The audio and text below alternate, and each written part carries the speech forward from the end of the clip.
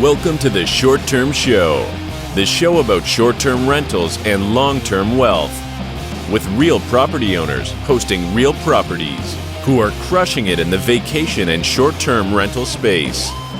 And here's your host, Avery Carl.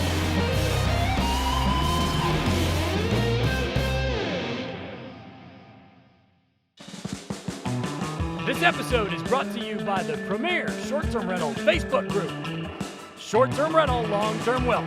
We have nearly 50,000 members. This is the biggest independently owned and operated STR Facebook group. It has been curated by yours truly, Cashflow Carl. Join us on Facebook. Search the groups for Short-Term Rental, Long-Term Wealth. That's Short-Term Rental, Long-Term Wealth on Facebook. Hey guys, welcome back to another episode of the Short Term Show. Today we've got a very cool guest. We have Zach Lemaster, the founder and CEO of Rent to Retirement, which is a turnkey company, which those of you guys who don't know what that is yet, you will after this show. Also invest in short-term rentals. He's got a really great portfolio, so I'm really excited to interview him. How's it going, Zach? Hey, Avery, I'm super excited to be here. So thanks for having me on. Yeah, thanks so much for coming. Can we start off can you just tell us a little bit about what you do investment-wise and then personally, and then also Rent to Retirement, and we'll kind of go from there. Yeah, absolutely. And I'll share just a quick background about myself and getting into real estate. So like many who operate full-time in real estate now, I believe you as well, Avery, like I have a background in nothing to do with real estate. I have a background in healthcare. So my wife and I are both optometrists by education. I was an Air Force captain for 7 years, practicing optometry as I was on scholarship. That's where I first started investing in real estate. Even my first house was a house hack, a duplex, lived in half, rented out the other half. That's where we got the bug. And this was probably about 15 years ago at this point when we bought that first duplex. But we've been investing in real estate ever since because it was just, we like the idea of a tangible asset that we could physically see. And that was producing predictable results for us. So, that was a starting point. Every point since then, we started investing more and more real estate. There was a catalyst, I guess, a pivotal moment in our investing career that really allowed us to scale our portfolio and retire from our career paths in optometry early on in life. And that was when we started investing out of state, being strategic about, choosing the location. There's a lot of different markets out there, as you well know, as you invest across the country. But we were intentional on choosing a market that was most conducive with our goals and that had the best returns. That allowed us to really scale our portfolio and retire early, which was a foundation of Rent to Retirement, which is our turnkey business. And I just give that backstory because I think it's really important to understand, like, the U.S. is a diverse market, and there's a lot of different opportunity out there that, probably has better markets than your own backyard. But that was, we had a lot of friends and family and colleagues that were like, hey, we see what you're doing in real estate. Can you help us invest? We'd already built the systems across the country, building our own portfolio. And that was a birthplace of Rent to Retirement. So fast forward to today, what we do is we sell turnkey investment properties. So these are either newly built or fully renovated houses that are leased and managed in the best markets across the country to our investors. And we help them build their own portfolio. On our end, personally, I mean, we started in the single family space and we've continued to scale into multifamily. We own a lot of commercial retail at this point in time, and we love buying luxury short-term rentals. So I know that was a little long-winded, but that's my story. No, I love long-winded. There's nothing worse than interviewing somebody who gives one-word answers because then I have to keep talking. So I mean, there definitely is a lot to unpack there. So you said a few things that I think are really, really important for the listeners to understand. And that's finding the market that works for your goals. So I think a lot of people, reading the news about short-term rentals, they'll see like what happened in Dallas or what's happened in certain markets for short-term rentals. And they're like, I'm not going to do that. Short-term rentals are saturated or really any asset class. You have to find the market that works because what's happening in Phoenix, Arizona is not what's happening in Omaha, Nebraska or Destin, Florida. Real estate's very, very regional. It's very local, and two wildly different things can be going on in two different markets that are even, maybe just a few hours away from each other. So I think that it's really important for listeners to understand just because where you live doesn't necessarily work. If you're buying long-term or short-term, there is a market out there that will work for what you want to do. You just have to find it. Yeah, absolutely. And beyond that, I think, well, most of us, well, let me say this first. It is completely fine to start locally. That's where most Oh, yeah. people do start because that's what you're familiar with and you're comfortable with. But we both of us, Avery, I think you would agree with this, and both of us personally invest across the country in multiple locations because there's different opportunities. You want to have a diverse portfolio, not only across different asset classes, but also across different geographic locations. And more than likely, there's a market out there that has better opportunity and does fit your goals, more so than, your local backyard. And that can really help you dramatically increase your portfolio and reach your financial goals. But obviously the obstacle and the challenge is like, how do you invest out of state, right? And you assist a lot of investors with this on the short-term side. And we assist a lot of investors learning how to invest out of state with long-term rentals and different multifamily, single family, just building a successful portfolio following certain procedures. But I think that's a roadblock for a lot of people. I don't know if you agree or not, but it's just like, hey, how do we invest out of state? That seems daunting, right? We got to build our own team there. We can't see it and drive by the property. I'm not comfortable with that. But certainly once you overcome that, it opens up the world of opportunity. Oh, yeah, 100%. And I would actually take that and flip it also. So if you do live in a place where it's great to invest locally, you also want to kind of treat that property like it is 100 miles away and you're not breathing down its neck and helicopter parenting it all the time. You want to make sure that, don't get obsessed with it and be like driving by all the time if it is local.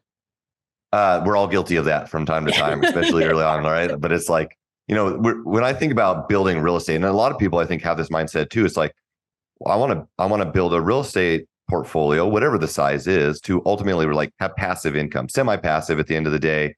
It's not ever completely passive, but at the end of the day, like we're trying to build a portfolio that allows us to spend our time with friends and family and, work on other business ventures, whatever the case is. Yeah, you certainly don't want to be hyper conscious about the portfolio where it's like, your tenant is not paying rent, you're losing sleep at night. Like you have systems and management in place to handle that. So I would agree with that 100%. Okay, so I want to hear about your personal portfolio, especially your short-term rentals first, and then let's dive into everything else. Great. So yeah, at this point in time, I mean, we've kind of gone through this transition of owning our own portfolio that is mainly residential. And this is actually a lot of what our investors, like the same path we walked them through. Now everyone's different, but so we started investing mainly in residential. This is single family and small multifamily.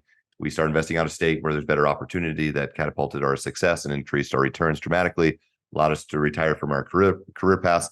And then as we let real estate do what real estate does over time and grow in equity, we then traded in a lot of those properties. We still own a ton of residential real estate, but we went through a lot of 1031 exchanges. We bought more commercial assets. We own some commercial, multifamily, industrial, and a lot of retail spaces. And that is a little bit of a volatile space. That's the majority of what we own in the commercial assets, but we are well diversified in, residential and other asset classes.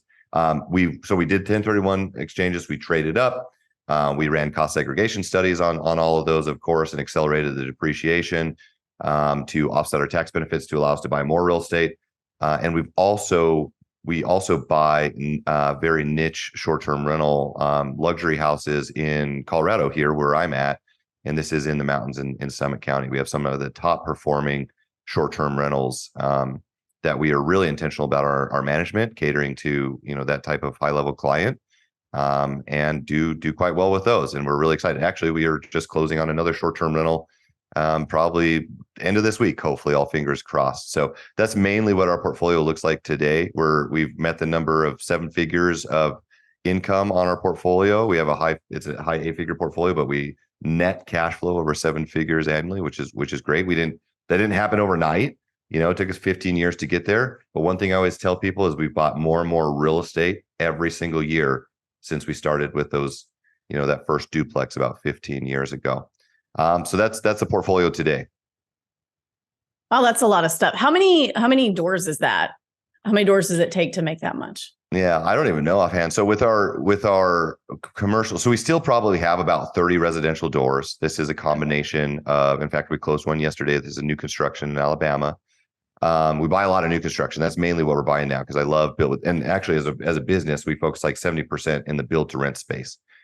Just really predictable returns. Southeast, where you get growth markets. But we have about 30 doors residential. That's a mix, single family and multifamily. We have 11 buildings that are, and these are all in Northern Colorado here for commercial. These are retail centers. These are like your small, like, shadow anchored next to King Soopers or whatever. These are 3 to 6 tenant type of buildings. And we have 4 short-term properties that are luxury, high-end stuff. In those itself, like one of our properties in Keystone, which is the highest grossing property in Keystone, like we did over $500,000 just on that property alone last year. That's gross, of course. But that's a large house that we did some renovation on and stuff. Awesome. That sounds killer.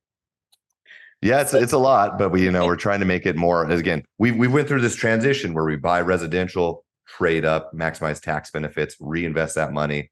It's constant. That's the game of Monopoly, of course. So, well, I want to hear, and you already kind of touched on it. Why should someone diversify their portfolio? So I get this question kind of the opposite all the time of, well, you own a short-term rental brokerage. Well, but you own a lot of long-terms and multifamilies. So if short-term rentals are so great, why do you bother with this other stuff? I would like to hear what your answer is to that. Diversification is huge. This is kind of you hear that all the time, right? But it's like, what does diversification mean? And just to be clear, I don't do any investing outside of real estate. I'm a very simple person, Avery, and so like I understand math and real estate. I don't invest in any stocks. I don't have a 401k. I don't do it. That doesn't mean that that's right for everybody, right? Because it's also, I think, appropriate for people to diversify across different assets. This is just what I do. I think it was Warren Buffett that said, invest in what you know and nothing more. And we invest in real estate, but we're highly diversified in real estate. I love, the long-term rentals, like that's the majority of what we do in rent to retirement. That's not the super sexy stuff. That's not like, that's the boring stuff, but it's the predictable stuff.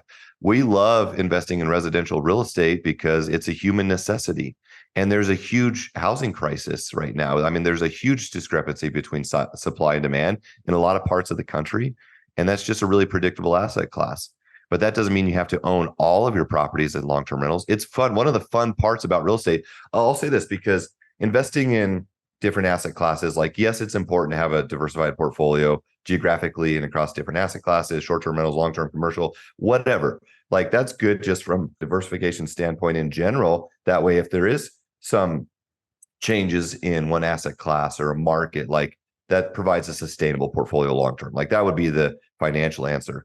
But also just on a personal level, as you own real estate and you get more involved in it, like real estate is a lifelong journey and you're always learning something new. And I think it's just simply fun to invest in different asset classes and kind of learn about different stuff, right? Like your interest is kind of perked in different areas. Like we haven't been investing in short-term rentals a long time. Maybe about 5 years or so, but that's super fun to talk about with people. No one cares about my commercial retail centers, So, but we got to go up and take the family and visit those. We got to do some creative things on the financing side, put a little personal touch on them. So, I think for diversification, it's important and necessary to build a sustainable portfolio long term. But it's also just fun to keep you engaged in your portfolio long term. Would you agree with that? Or? Oh yeah. Yeah. It's really fun to buy short-term. Because we stick to what it sounds like you own is vacation rentals in vacation markets where you're getting, high-end clients, not necessarily high-end, but like bigger parties. Our houses are decently luxury and, our apartment buildings are C+ class and they're not anywhere you would ever go visit and go stay in. It's just not as fun. It's fun to go shop for ski houses and beach houses and lake houses and all that. And, but the predictability of the long terms, even though they don't make nearly as much money, you have to buy them at much larger scale to see that income. It's just nice. They're nice to have. This episode of The Short Term Show is brought to you by The Short Term Shop. 30-year fixed mortgages, tax benefits, and long-distance management training made easy are just a few of the perks of owning a short-term rental. The Short Term Shop can help you buy and learn how to manage your property from anywhere in the world. Just go to theshorttermshop.com and click Get Connected. Again, that's theshorttermshop.com, and we are brokered by eXp. See y'all over there. Management Monday is proud to present this episode of The Short Term Show. Management Monday is a weekly course that will teach you everything you need to know about managing a short-term rental from a distance. How to get more bookings, higher ADR, how to hire and fire vendors. Even if you don't want to manage it yourself, you need this course so you know how to manage your manager. Over 10,000 superhosts started their career with Management Monday. And the best part is, it's free for short-term shop clients. Start your journey today at theshorttermshop.com. Theshorttermshop.com. I'll say this too, because I think the newer investor, we're all guilty of this from time to time, and we talk about analysis paralysis, but there's also, I think, the shiny object syndrome for all real estate investors. I mean, I don't think that ever goes away. And so just a little piece of advice, though, if you're a newer investor or if you're looking at if you're trying to really scale your portfolio, I would say this too. Real estate, I mean, again, it's a lifelong journey. You got all the time in the world to learn about different asset classes and do something. Like, just choose something, though, right? Like, choose one thing and just do it, and do it until either you're tired of it or you feel confident to the point where you can expand on other things. It's like a lot of our investors, we say, just do the predictable stuff like residential real estate, get started.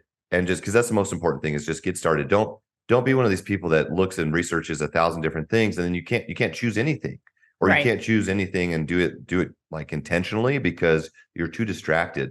Like, it's okay to start on the predictable stuff, build a portfolio, or if you want to start short term, that's great. Do that, build out that portfolio, and as you build a strong foundation, you can start to tap into these other asset classes. I promise you have time to do it. So yeah, totally. So what advice do you have for people who are like looking at somebody like you who has this huge portfolio and they're like, man, I've got 1 or 2 doors. How do I get from here where I'm sitting to where Zach is sitting? Maybe let's start with just like financing wise. How do you get from point A to point B to where you have this huge portfolio when you're limited, obviously, by how much you make? Yeah, capital is always the most limiting factor. I just acknowledge that because we only have a finite amount of money we can put down. And that's always the case. And at some point, if you consistently invest in real estate, it's really cool to get to the point where your real estate's buying more real estate, both by cashing in the equity, maybe saving up the income. So just first and foremost, understand that like it doesn't happen overnight, right? But if you stay consistent, I think I did on our YouTube channel, I did a rundown to say that there's the 5 most important things to focus on, and financing was part of this. So we'll start there. But financing, I mean, if you have access to your traditional loans, even in times where there's high interest rate, like the most important thing you can do is just buy and own the real estate. Financing is just a point in time. You can always refinance in the future. If you're buying a property that still cash flows today, like, you're going to be okay. Don't let financing stop you. But hey, if you get access to traditional financing, like, use that. If you're looking at short-term rentals, like one of the first short-term rental we bought it as a second home. We put 10% down on that property. We do personally use it. You got to be aware of what that loan looks like, but there's some unique options that you have access to as you scale your portfolio. Financing, you got to look at other stuff. You got to look at DSCR loans. If there's a lot of different loans that are outside of the conventional conforming loans, you have 10 loans that you can hold under your own name at any point in time conventionally. But financing is actually never an obstacle. It's the money to put down. And so to your point, Avery, like, hey, if you hit a roadblock where you're like, I don't have enough money, what other things can you do to buy more properties? Partnerships, right? I think partnerships are one of the most underutilized resources. You can bring in people. My brother-in-law buys a lot of turnkey rentals with us, putting zero money down, because he finds, like, we have the deals for him. He intentionally, like, he's built a business around this now, finding other people that will own 50% of the house with them, but they bring all the money and they get the loan. Like, bringing in partners is a thing that you can do. Finding other ways, like tapping into equity. If you have a property that has equity, going through and establishing a HELOC, if you're selling a property, 1031 exchanging it.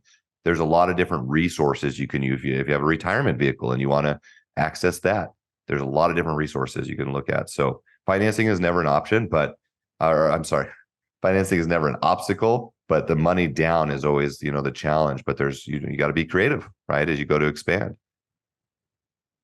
I totally agree with that. And so you said you guys buy a lot of new construction. Is that so? Are you buying from builders or are you guys like actually doing the construction? It's both. Okay. And so we do ground up construction, and the construction industry is a wild one right now. There's a lot of challenges going on, a lot of delays, especially in the Southeast. So there's a lot of variables there. So we have our own internal building team where we will build houses from the ground up. Some of those we keep as our own rentals. Some of those we sell retail. Some of those we lease and manage and sell to our investors. And then we also work with multiple building teams across the nation that have excess inventory right now, because this is actually a really unique time to buy, I think, new construction, where we have a lot of opportunity. To be specific, we have a lot of these builders in the build-to-rent space that we work with that build properties historically to sell to institutional buyers, to funds. Those funds are not buying right now. Those builders still started projects with anticipation. That means the average investor has access to a lot of deals right now that they didn't have access to when institutional buyers were very active 1 to 2 years ago. This means we can buy in very hot markets, where we can have access to properties that have equity, that cash flow well, or an extreme growth market. So it's all of the above. Gotcha. So I think, so my next question, I want to kind of segue into rent to retirement. So for us, we self-manage all of our short-term rentals, of which we have 8. We have 8. Yes, we have 8. We've been under contract and fallen out on a couple of things recently. So like, wait, how many do we have? So we self-manage those, but we do not self-manage our long-term rentals. And a lot of people think, oh, why would you not self-manage your long-terms? That's got to be a lot less work than self-managing your short-terms. But I actually think it's the opposite. So with the short-terms, it's just answering a few messages here and there. With long-terms, it's like, you've got to do credit checks. You got to have somebody to show them the apartments or the houses they're going to rent and all these things. So we have managers that do that. And you guys, so can you, before we get to that question, give a brief just definition of what a turnkey service does? Because I think that some of our listeners might not be familiar with that term. I'm glad that you said that, and thank you for allowing me the time, because turnkey is a buzzword, right? I mean, you hear turnkey and it's like, what the hell does that mean? But turnkey for us, when we define it, it is we try to operate in the full scope of turnkey. So turnkey is a property that's either newly built, because again, we do majority of new construction, newly built, or fully renovated, leased, and professionally managed by a team that's met our criteria in a market that we feel will be a sustainable and productive investment market long term. And of course, there's a long list of things, like we want to be in areas that have landlord-friendly legislation, low taxes, population and economic growth, et cetera, et cetera.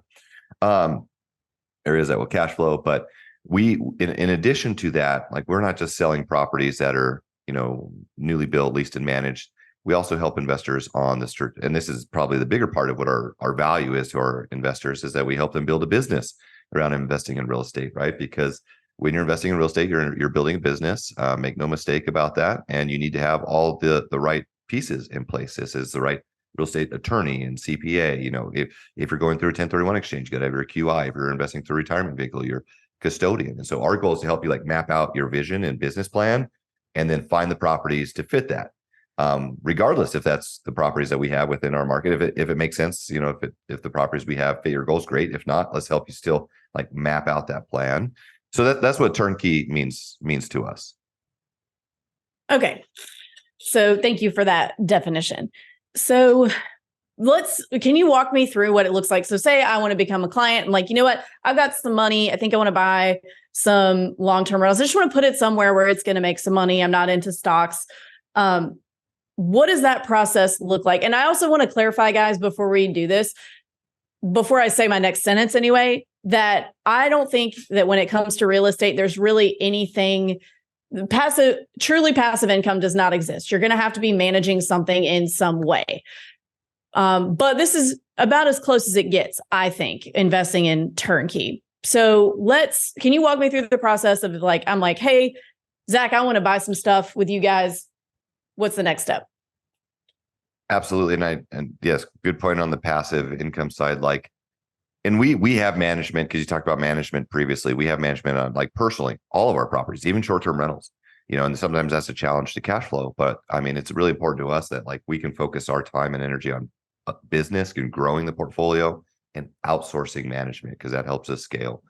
But if someone is interested in turnkey, like the first thing we want to do is schedule an appointment, right? We want to have a consultation with one of our investment strategists. We want to learn about you, your goals, criteria, timeline, resources. Every single person is in a different situation. There's no one size fits all, right? It's helping you build a tailored plan, working with our team, and then giving you some actionable steps. We talked about financing earlier on. Financing is usually step one, because you need to know your acquisition strategy if you're using conventional financing. So whatever the case is. So the first step is, let's have a consultative call with you. By the way, we don't charge investors anything. We make our money like home builders do, building houses and selling them or renovating them. But we help you map out a strategy and plan, and then find the right financing options that fit your goals, get pre-qualified or pre-approved with those lenders, and then find the right properties to fit your portfolio. And then we walk through the transaction process with you. This is a normal transaction. We expect you to have all your normal due diligence, appraisals, inspection, title work, things along those lines, close on the property, make sure you're set up with management, and then make sure you set up the portfolio appropriately. Do you need an LC or not? Do you have an attorney or a tax accountant that you need to work with? Those all come after closing. But it's just essentially helping you map out your goals, finding the right properties and lending options, et cetera, and then executing on them. And then along the way, providing you some education, right, about what are the different markets, and why would you invest in this area over this area? What are the benefits of new construction versus a Midwestern rehabbed house or something like that. So there's a lot to it, but we work with our clients throughout the process of building their investment plan and strategy.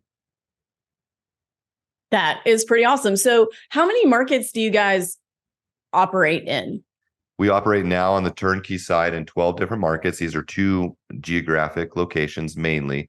One is going to be the Midwest. So this is like Ohio, Missouri, Indiana. This is like your typical average price point is probably $150,000 for a B-class house. These are traditionally long-term rentals, right? These are houses like you're just workforce housing, your bread and butter, blue-collar housing, 3-bed, 4-bed, 2-bath. That's just going to be a real predictable market, low barrier of entry, where you can easily build a portfolio long-term, not have a lot of fluctuation. The other area we work in more aggressively is the Southeast, and this is more exclusively on new construction. This would be markets like Texas, Alabama, Florida, Carolinas. These are more of the growth markets, and we're mainly doing single family and small multi new construction, where you get a brand new built house, newly built house that is going to attract quality tenants. Like generally speaking, these are better returns long term than say a Midwestern market, but it's also higher barrier of entry. So average cost in these markets is probably $300,000 to $400,000. And they do have strong appreciation both in rents and market appreciation. We do have some short-term rentals that we sell, but these are mainly long-term rentals in these areas. You can do whatever you want with the house, by the way. This is your house, right? So if you wanted to go down the short-term path, you can do that. If you want to do a midterm rental, you certainly could do that. If you wanted to just make it more passive and be a long-term rental, you could do that as well. All right. So lots of options. Is there anything that I haven't asked that you feel like the listeners would benefit from hearing in terms of, sorry, I have strep throat, to be completely 100% transparent here, because preschool and kindergarten is a cesspool and our children keep getting us sick. So is there anything that I haven't asked that you think the listeners would benefit from hearing in terms of learning about turnkey and long-term and these types of things? Well, I hope you recover well. And I know that we're both struggling. I had to mute myself a few times as I'm coughing, because same thing. We have a 7-month-old and a 2-year-old. We literally were just traveling, Avery, and there was this little girl at the airport that my son was watching about his age, and she was like licking the floor. Oh my God. And the mom just didn't care. I was like, man, kids are crazy, and they're just like cesspools. But it's that time of year. But on the shorts or on the rent retirement side, turnkey. Turnkey. I'll say this, I guess, is just kind of final words. If people are wondering if turnkey's right for them, or investing out of state for that matter, long-term rentals, like I encourage you to set up a time with our team, and I guarantee that you'll walk away and have learned something. I always encourage our team to add value to every conversation they have. So if you just need lender recommendations, like we have some really unique options out there. We have a seller finance option at 2.99%. It's an interest-only loan for 2 to 4 years that is just exceptional. We have credit unions. This isn't a third-party lender, but a credit union that will offer portfolio loans at 5% down on up to 5 investment properties. People are like, well, do I have to live in the house? And no, this is an investment property that you can put 5% down on up to 5 investment properties.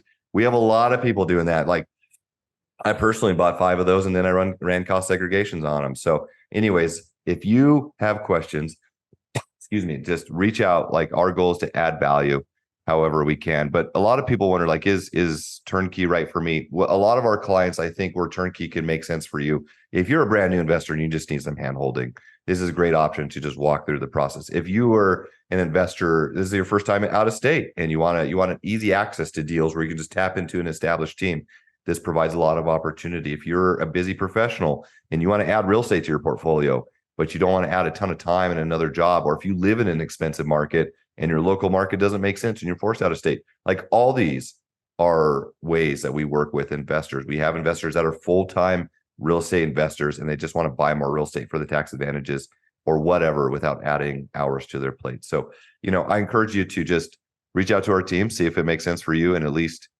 ask the questions that you have. So that's my final piece on who's turnkey right for. Okay. Well, awesome. I hope that everybody's found this valuable. I know I have. So we're coming to the last 3 questions of the show that we ask everyone. First question is, what advice would you give 20-year-old Zach? Oh man. A lot of life at 20 years, a lot of life advice at 20 years old. I went down this path of where I was really intentional on, like, following the school path, right? I spent $400,000 going to school for 8 years to get a medical degree that I don't use. And I wouldn't necessarily say that I wouldn't have done that again. But if, obviously, knowing what I knew today, I mean, if I could have started in real estate just a little bit sooner, even some of the houses that I rented at college, if I would have owned those, and learned about some of the things that I'm applying today, I would have got, a 10-year head start. But that's okay. Everyone can say that, right? I would have started sooner and been more aggressive earlier on. The other piece of advice I would say to my younger self is, in partnerships specifically, date before you get married, walk before you run, and maybe take a little bit of time. Just be a little bit more investigative on some of the partnerships we've had. We don't have time to go into that today, but bad partnerships can really set you back. That kind of is a great segue into the next question, is, what advice do you have for a new investor who's looking to get started today? What is it? December of 2023, weird time in real estate. So what advice do you have for them? And this would be irrelevant of the time frame, because there's always something. But I would say, don't be one of these people that finds an excuse to sit on the sidelines. We talked about this a little bit earlier. Don't be someone that is always paying attention to the news, because there's always going to be something. I mean, if we look back, 3 years ago, it's like, oh, COVID, everyone was concerned about COVID. There was lending that, like, on the commercial side, it came to a halt, right? And then look what happened post-COVID, right? So, there's always opportunity in any market. And if you're going to find an excuse not to invest, like, you're always going to find an excuse. So stop finding excuses to the newer investor not to get started. Just get started. You can do all the research you want, listen to all the podcasts. That's fantastic. Continue to do that. But I think true education comes from actually doing and going through that. And don't be afraid of losing money in real estate. It will happen. I promise you it will happen. But you also make a lot more money if you stay down the course. So just take action. That's, cliche, but it is what it is. Yeah. You're always going to be able to find a reason not to buy. So might as well just buy. You have to get started, right? You're not going to know everything. You're not going to know everything today. It's a learning, like, this is the school of hard knocks sometimes, but there's people out there like Avery, you guys, and us that are trying to help people avoid some of those big pitfalls and find something that fits their goals, so they can have an easier process of taking action and probably have a higher propensity for success. Totally agree with that. And last question, this one's more fun. What's your favorite book that's impacted your mindset? This has changed over time. I would say, like, early on, obviously all the Kiyosaki stuff, right? Everyone should read those, Rich Dad and Cash Flow Quadrant. I would think that early on in real estate investing, just Gary Keller's Millionaire Real Estate Investor changed my mindset. As I'm a business owner, now I'm blanking on it. What's Michael Gerber's the E-Myth, right? The entrepreneurial myth, or the E-Myth revisited. That's really, and we talked about management earlier. Like that's just really changed my mindset about working on your business, not in your business over time. That applies to all business, real estate business, rent to retirement, everything, and just really uses some real world examples. So I'd recommend that one.